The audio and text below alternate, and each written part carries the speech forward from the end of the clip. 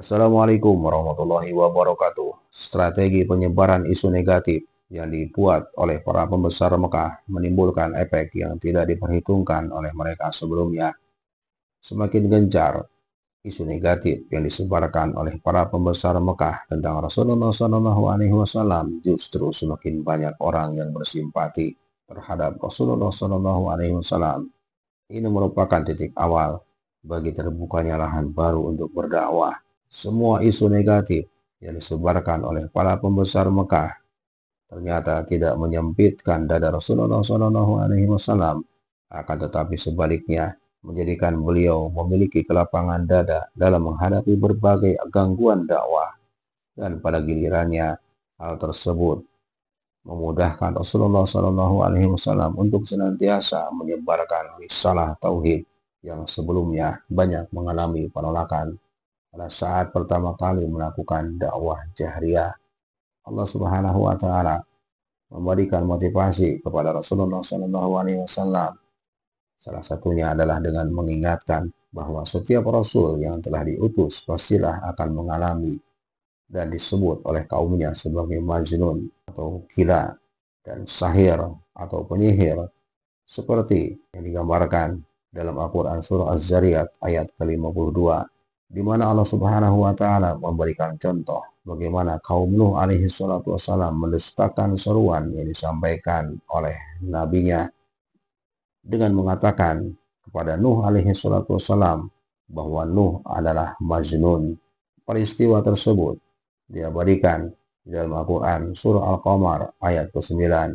Begitu pula yang pernah dialami oleh Nabi Musa alaihi salatu wassalam, yang oleh Fir'aun difitnah dengan memberikan gelar kepada Nabi Musa majnun dan sahir.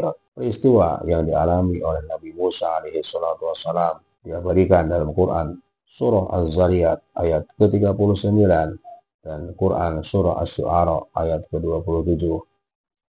Allah Subhanahu wa taala meyakinkan kepada Rasulnya bahwa bersama kesulitan ada kemudahan, dan ternyata ini terbukti pada saat para tokoh non-Quraisy mulai tertarik terhadap seruan dakwah Rasulullah SAW. Kesempatan terbuka dimanfaatkan dengan sebaik-baiknya oleh Rasulullah SAW secara efektif dan efisien, terbingkai dalam rangkaian program yang sudah dicanangkan secara bertahap, yaitu berdakwah kepada seluruh manusia.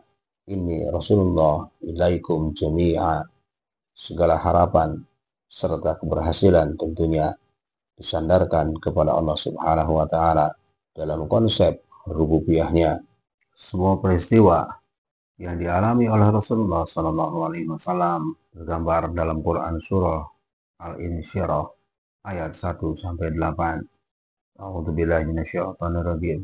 Alam nasrah laka sadrak wa wada'na anka wizrak alladzi anqadha dhahrak wa rafa'na laka dzikrak fa inna ma'al usri yusran inna ma'al usri yusra wa idza faragta fansab wa ila rabbika farghab.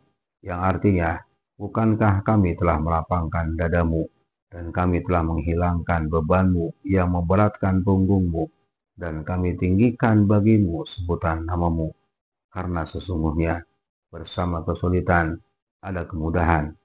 Sesungguhnya bersama kesulitan ada kemudahan. Maka bila mana kamu telah selesai dari suatu urusan, kerjakanlah dengan sungguh-sungguh urusan yang lainnya, dan hanya kepada Rabb-Mu lah hendaknya kamu berharap. Kenyataan pahit yang didapati oleh para pembesar Mekah adalah pada saat musim haji berlangsung, orang-orang non-Quraisy mulai mengetahui tentang keberadaan Rasulullah SAW sebagai Nabi akhir zaman, sehingga nama beliau secara otomatis dan efektif menyebar ke seluruh jazirah Arab tanpa perlu bersusah payah mengadakan perjalanan ke berbagai daerah di jazirah Arab. Nama Rasulullah SAW semakin melambung, tidak hanya di sekitar kota Mekah, akan tetapi ke seluruh jazirah Arab.